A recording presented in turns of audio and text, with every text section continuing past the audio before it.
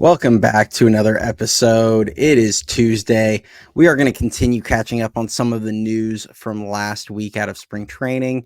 One of the biggest things that came out last week was Pete Patilla came out and said that Bryce Eldridge, along with Reggie Crawford, is no longer going to be pursuing being a two-way player.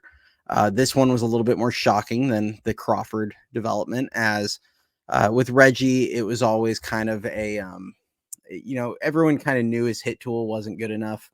His bat to ball skills were very questionable, and it showed in the fall league as well as his limited at bats. But with Eldridge, he was a guy that, as he got drafted last season, said specifically that he wanted to go to a team that would allow him to pursue being a two-way player, and he never actually pitched at the professional level. He did, there were reasons to shut him down last year. The rationale behind that last season was he'd already built up his arm, and then it was no longer built up, and they didn't want to try and like redo it and overdo his arm in that respect. So they wanted to have him hit. And he definitely has shown a pretty advanced bat for a guy coming out of high school. Has a very advanced approach, has a nice compact swing for a guy that's 6'7", that he might not have as much of the swing and miss issues that most guys that tall are plagued with. And I have to think that, they probably allowed him to pursue it at the Papago complex where he was training. And I just kind of have to wonder if this was actually a decision made by the Giants or if this was a decision that Eldridge made, because, the preparation for a guy that wants to pursue being a two-way player, it's twice as much preparation because he has to deal with his, work between starts as well as what he needs to do to be an effective everyday player. So I do have kind of questions as far as if it was Eldridge's decision versus the Giants, because it's not very clear. It's all the news that's come out. It's just that he's no longer doing it.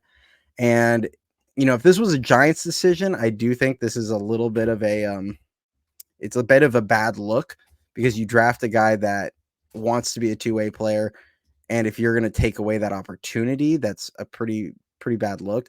But if it was Eldridge's decision, this totally makes sense for him, as I do believe most have the belief that his future is in the batter's box and he could be a really special hitter.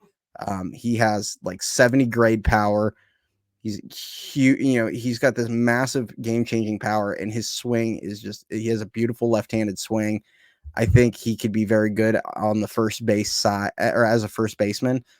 He uses the entire field. He's a guy that really could advance really quickly through the minors, and the pitching likely would have held him back to make it take longer for him to get to the major league level. So it's entirely possible that Eldridge kind of looked at all those factors and made the decision that it's, in his best interest to drop the pitching and just be it sounds like they're going to put him at first base, which, that's the other part of this. They did put him in right field last year. His natural position is first base. I think that's kind of his best spot. That actually also could allow them to move fast, because if you look at the Giants system, they are extremely thin at first base. So not really anybody in his way there. And, even at the major league level, we all like Flores and Wade as, solid productive players, but they aren't guys that are going to block anybody. That you feel can be a game-changing talent. So this could, opportunity for him. From what I've read, they still kind of plan on starting him at San Jose. I'm hoping that they do start him in Eugene in high A. I felt like he did enough last year in San Jose to prove that he wasn't overwhelmed at that level. He did have only he only had 69 plate appearances there, but in 15 games in San Jose, but he did hit 293, had a 123 WRC plus, as well as almost a 16% walk rate. So, he was far from overwhelmed at that level. Even if they do start him there, very likely that a good month and he'll be in high A, and he's a guy that could make it all the way up to double A, probably, if he does well. So he's one of the few guys in our system that I really hope that they, him along with a guy like Rainer Arias, I hope they have them as virtually untouchable. I think those guys are going to be really special players. At least that's my belief. So we'll see kind of what happens, but this was just kind of an interesting thing that came out that was kind of a shock to everyone, and I think it's going to be good overall in the long term. It's just the only thing I wonder is uh, who made that decision, or if it was a joint thing, which that might be what comes out.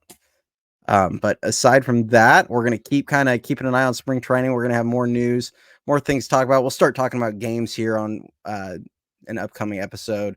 I'm trying to let at least some of these games get by, as there's not a whole lot to go off. I'm not one to overreact to one or two at bats from guys.